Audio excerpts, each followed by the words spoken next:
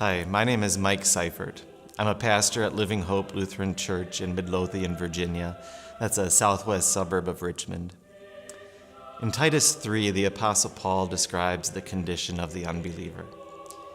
He says, "At one time we too were foolish, disobedient, deceived and enslaved by all kinds of passions and pleasures.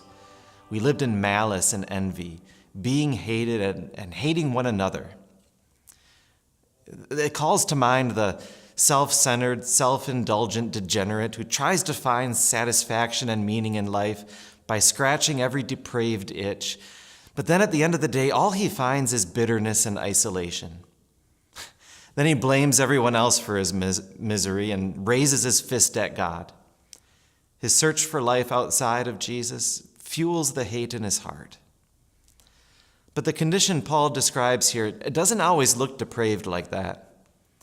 Before God opened up Martin Luther's eyes to the gospel, his foolishness and disobedience didn't manifest themselves in self-centered indulgence, but in self-centered restraint. He tried to earn his way to peace. If God would have said jump, he would have asked how high. And don't just think the 10 Commandments. He even made up extra rules to follow. He became a monk. He tortured himself physically, all in search for peace with God. And humanly speaking, he did a pretty good job. He excelled at self-righteousness. But it was never enough because it was never perfect, and he knew it. He came to despise God for making demands of him that he couldn't meet.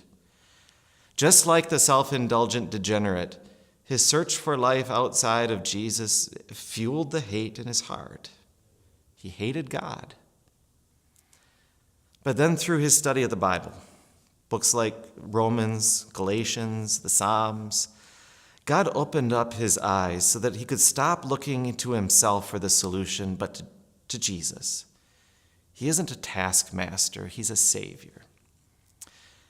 Let me repeat that passage where the Apostle Paul describes the condition of the sinful heart. I'm going to take it a little further this time to include God's solution to our problem. He writes, "At one time we too were foolish, disobedient, deceived and enslaved by all kinds of passions and pleasures. We lived in malice and envy, being hated and hating one another. But when the kindness and love of God our Savior appeared, he saved us, not because of righteous things we had done, but because of his mercy."